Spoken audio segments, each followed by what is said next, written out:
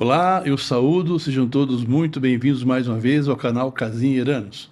Esse canal é o canal no YouTube da Casa de Caridade e Cultura João 23. Meus caros, nós falamos no nosso último encontro, começamos a fazer a correlação entre a Páscoa e a primavera.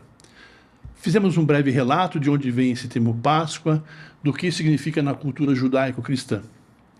Agora nós vamos entrar na parte mais mística, mais oculta, mais esotérica, que seria a leitura dos símbolos, correlacionando estes símbolos com a nossa vida. É a parte mais importante dessa palestra, ou das últimas palestras que nós fizemos, as últimas 4, 2 sobre a primavera e 2 sobre a Páscoa. Então, vamos começar? Vamos retomar esse processo? Vamos lá. Então, retirando os véus dos símbolos pagãos presentes na celebração da Páscoa. Como já vimos, a Páscoa foi uma repaginada, uma nova forma, uma roupagem nova para os símbolos que já existiam no mundo dos pagãos, chamado pagão no mundo antigo. Começamos pela Páscoa judaica. Praticamente já expusemos o significado dos símbolos envolvidos na celebração da Páscoa, Pessá, passagem para os hebreus. O pão ázimo, pão sem fermentação, pressa em deixar a escravidão rumo à liberdade. Significado simbólico: dar o devido valor às questões materiais, preocupando-se em alimentar mais atentamente a alma, oferecendo o necessário ao físico com modéstia. A liberdade representa os valores espirituais, enquanto o pão equivale ao alimento material. Daí o ensinamento do Cristo, da César que é de César, que está em Mateus, Marcos e Lucas. Precisamos, irmãos, passar realmente a valorizar mais o nosso interior, sacralizar o profano, trazer essa luz que temos para fora, para que a nossa consciência vá se expandindo, e nós vamos a fazer aquilo que os irmãos hindus nos recomendam, quebrar a separatividade, que nós não somos separados, nós somos uma humanidade, uma unidade. As ervas amargas representam o amargor da escravidão. Seu significado simbólico: tudo o que nos retém presos aos valores materiais como propósito de vida acaba por nos escravizar. Passamos a pertencer a tais valores e não estes a nós. Eles existem para beneficiar e amenizar a jornada física que conduz à verdadeira liberdade, a liberdade da consciência, o uso eficaz do nosso livre-arbítrio. Conheceis a verdade e a verdade libertará do Cristo. Mais uma vez presente aqui. O vinho, por sua vez, traz a doçura da liberdade. Seu significado simbólico: o vinho sempre esteve presente em rituais, é relacionado ao sagrado, e por isso mesmo a transmutação que observamos na alquimia filosófica. Se observarmos o primeiro milagre de Jesus, veremos que ele transforma a água em vinho durante as bodas de Canaã. Isso está em João capítulo 2, versículos 1 a 11.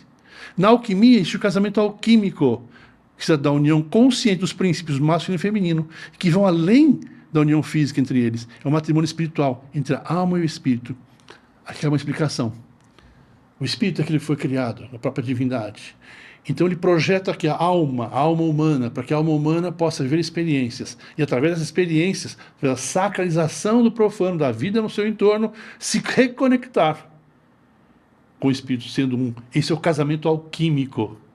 O que era 2, agora é 1. Por isso que o homem não separa aquilo que Deus criou. Estava separado, nós temos que se juntar agora. Então temos Jesus transformando a água, bebida comum e necessária à vida material, numa outra bebida, o vinho, bebida cerimonial e nobre por excelência, e necessária a outra forma superior de vida, simbolizando a elevação daquilo que é ingerido e regenerado, a alquimia interna, como se transformasse a sua água, a consciência mais materializada, fosse uma consciência mais espiritualizada.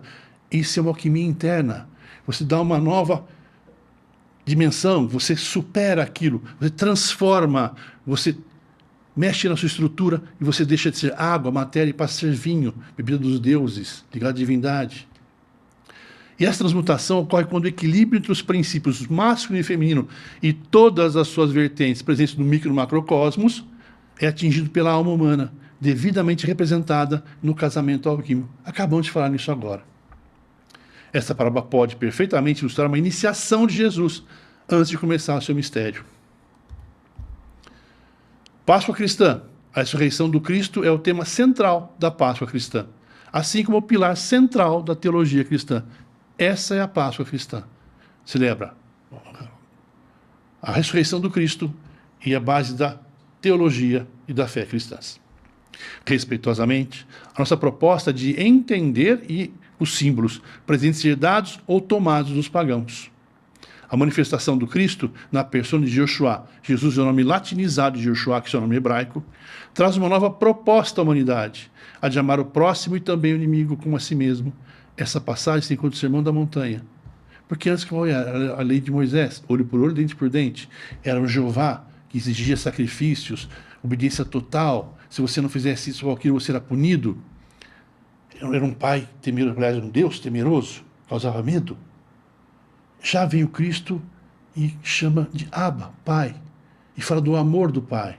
Ele dá uma outra dimensão, é enxergar, sim, a mesma essência divina, mas pelo lado do amor, não apenas pelo lado do rigor. Essa foi o propósito do Cristo, para a época extremamente revolucionária. A grande obra de Joshua, do Cristo, foi nos trazer uma nova proposta, ou uma nova rota. Tarô, sim, está no tarô essa nova rota.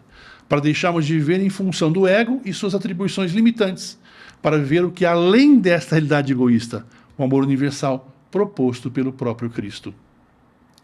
Todos os profetas e as leis anteriores tiveram sua utilidade, porém, deveríamos continuar a caminhada, elevando a nossa consciência humana e relativa à consciência cósmica absoluta. Trataremos dessa questão de Joshua, Jesus e do Cristo, que fala através dele numa palestra futura. Para esse nosso estudo, iniciaremos a interpretação simbólica da Páscoa cristã no momento em que o Mestre Jesus envia 2 de seus discípulos, Pedro e João, que deveriam procurar um homem portando um jarro de água que os conduziria ao local onde fariam a celebração da Páscoa judaica. Páscoa judaica era a Páscoa até então, a passagem. Isso se encontra em João, capítulo 22, versículos 7 a 13. Isso ocorre na quinta-feira, e ao final desta noite Jesus é preso e levado à sua paixão. Ele é julgado, trocado por um fora da lei, torturado e crucificado. Mas não estava tudo consumado. Haveria ressurreição, que passaria a ser a viga mestra da teologia e da fé cristã. Alinhando desde o Sermão da Montanha até a sua ressurreição, podemos assimilar os seguintes valores simbólicos presentes nesse momento, nesse ciclo. O Sermão da Montanha torna pública a nova e revolucionária proposta de amar o próximo e o inimigo como a si mesmo. É um convite à prática do amor universal, dar a outra face, dar a César o que é de César. E o Cristo não apenas ensinava, mas vivia tais valores. Perdoou seus algozes na cruz, curou o filho enfermo de um centurião e por aí vai. E é uma coisa bastante interessante também que envolve de novo o triângulo aqui. Uma montanha é uma espécie de triângulo. Então, há vários momentos em que vários avatares sobem essa montanha por alguma razão, e de lá trazem alguma coisa, algum conhecimento. Por exemplo, Moisés, quando sobe no monte, e fala com a sarça ardente, ou com Deus, com o fogo, que tem o seu símbolo divino também, e traz as 10 leis, que deveriam ser praticadas. E ao chegar lá, inclusive, eles encontram o povo adorando um touro que era da era anterior. A de Moisés era de carneiro, a de Ares. E aí, eles se revoltam, porque eles estavam com a mente presa ainda na era anterior, no tarô anterior, nas leis anteriores, e não mais na proposta que na época o Avatar, Moisés trazia uma nova rota, um novo conceito para ser seguido. Da mesma forma que o Cristo vem e traz o amor, é uma outra rota. Você olha pela questão mais, digamos, mais de rigor, mas também você olha pelo amor. E Cristo nos trouxe isso, uma nova rota. E nós entendemos isso. Nós trocamos o rigor com o amor, conciliamos as duas polaridades? Será que sim? Então, vamos lá, começando agora a parte mais esotérica, mais simbólica. Ao enviar Pedro, o apóstolo mais velho, e João, o apóstolo mais jovem, para procurarem o homem portando um jarro de água, a fim de preparar a Páscoa judaica, pensar passagem, a mensagem simbólica que podemos ler é de que foram enviados os discípulos mais idosos e o mais jovem para nos lembrar da passagem cíclica do passado cedendo lugar para o futuro, como a figura de Janos. E ambos deveriam encontrar o homem portando um jarro de água, que representa o futuro retorno do Cristo na Terra, chamado de parousia pela igreja, especificamente na era de Aquário, que já estamos vivenciando. A era de Aquário sucede na cruz zodiacal, a era de peixes, que é do próprio Cristo, vem de ictus, peixe do grego. Aqui está a figura de Janos. Observe que é um velho olhando para o passado, para trás, e um jovem olhando para o futuro, aqui está o porvir, o que está para acontecer. É exatamente essa passagem que está simbolizada ali. O discípulo mais velho e mais novo Significando o quê? Isso traz uma nova proposta. Um novo mandamento, o mandamento do amor. Amar o próximo como a si mesmo, amar o inimigo como a si mesmo. Isso foi revolucionário. Esqueça o que foi para trás. Ele teve seu valor, teve sua importância, mas olha para frente. É a figura de Janus simbolizada ali. É a mesma coisa da cruz zodiacal. Ela sai de um signo, entra no outro, sempre iluminando. E é uma sequência, é um aprendizado. O episódio de julgamento de Jesus, e culminou com a sua condenação, nos traz uma simbologia bastante apropriada, que ocorre diversas vezes em nosso interior, quando decidimos optar pelos caminhos descompromissados. De que maneira? O povo escolheu libertar Barrabás e condenar o Cristo. Assim, a voz do povo simboliza a nossa própria voz interior. Isso é o que fazemos ao darmos as costas ao sagrado, que nos convida ao árduo trabalho de autoiluminação, e optamos por nos deixar levar pelas paixões do ego humano. Todo o drama vivenciado por Jesus após a ceia culminou com a crucificação e posterior ressurreição, que podem ser vistas como a divindade solar, o Cristo, colocado no centro da cruz zodiacal, que no caso da forma da cruz romana também representa a materialidade e a espiritualidade. Essa obra aqui é de Salvador Dalí, chamada Cristo de São João da Cruz. O que estou dizendo aqui? A cruz romana, pelo menos um tipo delas, tinha um eixo que ligava uma parte vertical e o outro a parte horizontal. Essa parte vertical liga céu e terra. E a parte horizontal é a materialidade. E no centro estava o quê? No centro da cruz, imitando ou sendo uma representação simbólica do que? Do sol, que está no centro da cruz zodiacal. É o Cristo, é a luz que vem ao mundo. É o Cristo que vem na materialidade. Ele liga céu e terra e se manifesta na materialidade. Também é uma forma simbólica de ver essa crucificação. Mesmo porque existiam vários tipos de cruzes. E nós não conseguimos acertar, falando do ponto de vista da história, claro, que tipo de cruz teria sido usada. Mas nós sabemos que sim, foi um tipo de cruz que ligava céu e terra em materialidade. Essa visão do Cristo como a luz que vem ao mundo para irradiar uma nova era, passagem da era de Ares para a era de Peixes, na questão então, pode ser vista na crucificação, onde a divindade solar está se manifestando na matéria, a cruz, o quaternário, os 4 elementos. A luz crística, o sol, ilumina a matéria, reativando-a pelo fogo. Lembra Moisés foi falar com o fogo, trouxe as 12 tábuas do fogo? Para que possamos encontrar a nossa quinta essência, que nos conecta ao Pai, Abba, termo inserido pelo Cristo, antes era Jeová. Equivale à expansão de consciência, a mudança de paradigma, a troca do velho pelo novo, após o inverno meditativo. Uma ressurreição coletiva e pessoal. Ressurreição é a aceitação e efetivação do convite para a autoiluminação, gravada na entrada do templo de Apolo, em Delfos.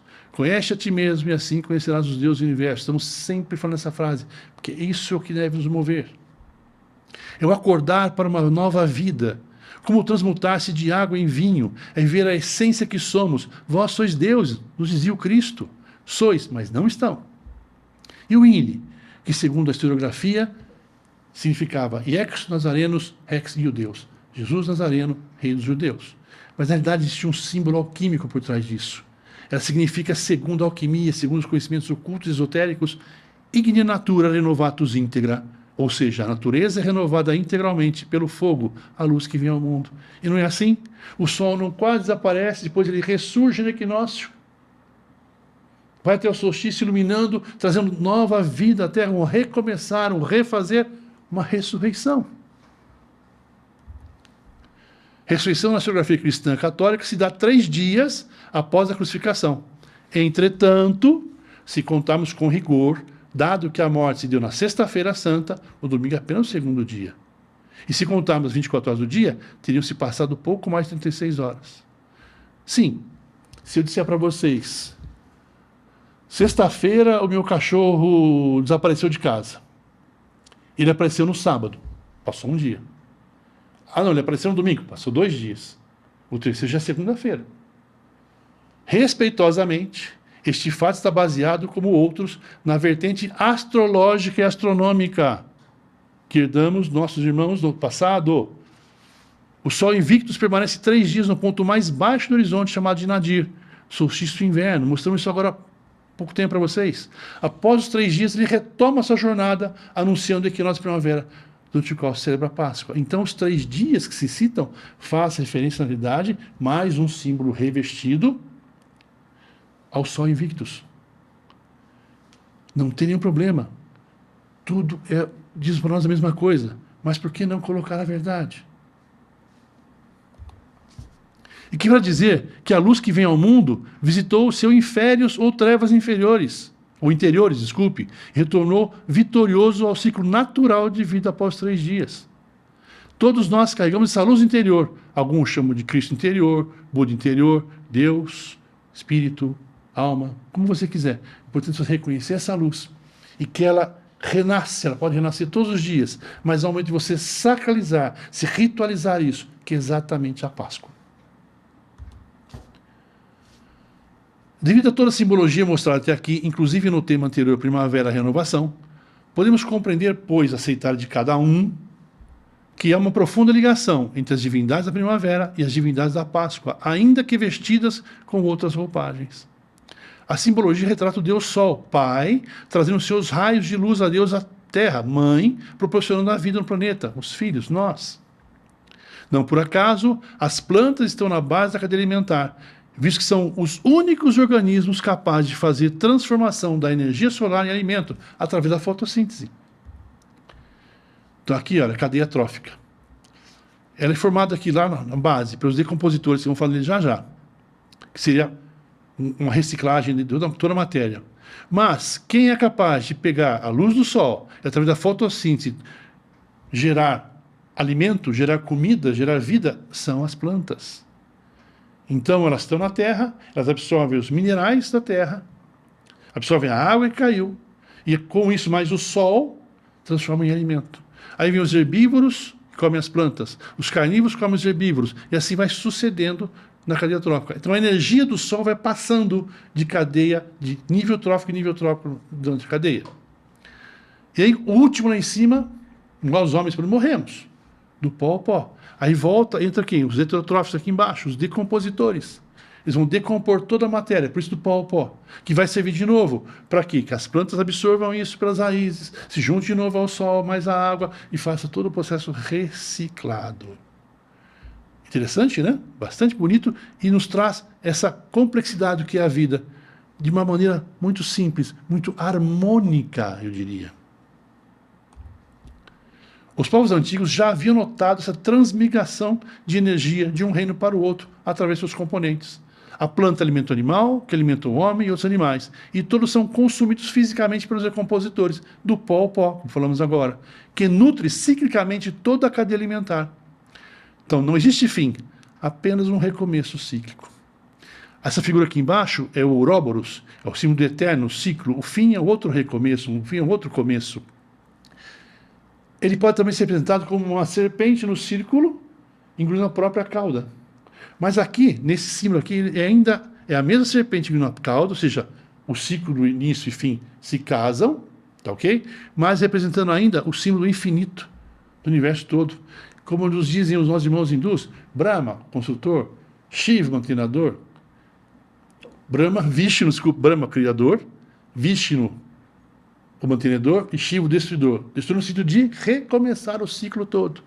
Tudo isso está sendo repetido desde sempre. Para quê? Para que nós possamos acordar, entender que há uma complexidade acima de nós, que nós fazemos parte desse processo. Quanto mais consciente tivermos, melhor. Então, seguindo a simbologia representativa da primavera-páscoa, inseridas no ciclo natural e eterno, as civilizações criaram divindades femininas inatas à fecundidade, e à fertilidade. Freia, divindade nórdica da fertilidade, Fecúndia, deusa romana da fertilidade, Jaci, a lua, deusa tupi da fertilidade, Váquio, a Diu dos hindus, Eósteo, Ostara da mitologia anglo-saxã. Da fusão das culturas anglo-saxãs com os celtas surge o termo Eostre, que viria a agendar o termo Easter, ou aquela que traz a fecundidade do leste, east em inglês, para o oeste.